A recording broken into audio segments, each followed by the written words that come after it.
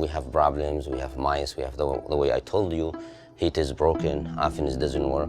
Like 4 or 5 times the building almost get in fire because smell the gas coming from the oven. No hay insulación, no hay nada, o sea, están al aire libre, entra el aire por debajo de los pisos. Ahí está una niña que está sobrecargada de plomo, por lo mismo, por el plomo que está en las ventanas. For almost 3 years, nobody responded. For almost 3 years. Bueno, tendremos desde que compró Veritas, que es cuando nos han estado dando más problemas.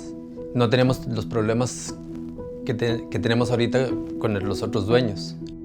I just want Veritas to be accountable for all the wrong that they're doing to all their tenants. Facing intimidation, neglect, and skyrocketing rents, these tenants are taking on San Francisco's biggest landlord.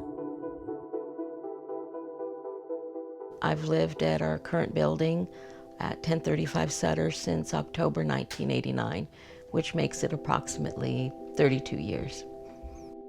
Living in this apartment building for 29 years, I don't feel like I would be able to move anywhere in San Francisco. One of my fondest memories of the kids kind of running to one another's apartments. Veritas bought my building in 2018. Prior to that, it was a family-owned apartment building. So Veritas Investment is a corporate landlord. They are the largest apartment owners in the city. The $4.5 billion company Veritas Investments owns more than 250 apartment buildings in San Francisco and has a growing number of buildings in Oakland, Los Angeles, and the city of Alameda. Veritas tenants say the corporate landlord neglects residents in rent-controlled units, letting their homes fall into disrepair and allowing constant construction in the buildings. Residents say the end goal is to force them out of their longtime homes. In 2019, tenants filed 106 lawsuits against Veritas for harassment. Les dice uno que están dañados, no les interesa. Porque ellos nomás lo que quieren es ganar dinero. Y como con otros no están ganando dinero, entonces ese es el problema que ellos tienen. Veritas is pinning neighbors against each other. Market rate tenant versus a rent-controlled tenant. Y lo que ellos querían era subirnos ponernos la agua, la luz de todo el edificio a los inquilinos viejos. No a los nuevos, nomás a los viejos, siendo que a los nuevos les pusieron secadoras, lavadoras. There's a lot of tenants in different buildings that don't speak English, and they won't even send them the information in their language that they speak. They never want to help anybody doesn't speak English or doesn't know how to read and write. During the pandemic, Veritas tenants went on a 5-month debt strike and won promises of debt relief from the corporation. Now tenants are unionizing to force Veritas to the bargaining table, aided by a groundbreaking new law in San Francisco that is changing the way that tenants fight back against predatory landlords. It's called the Union at Home Ordinance, and the premise is simple.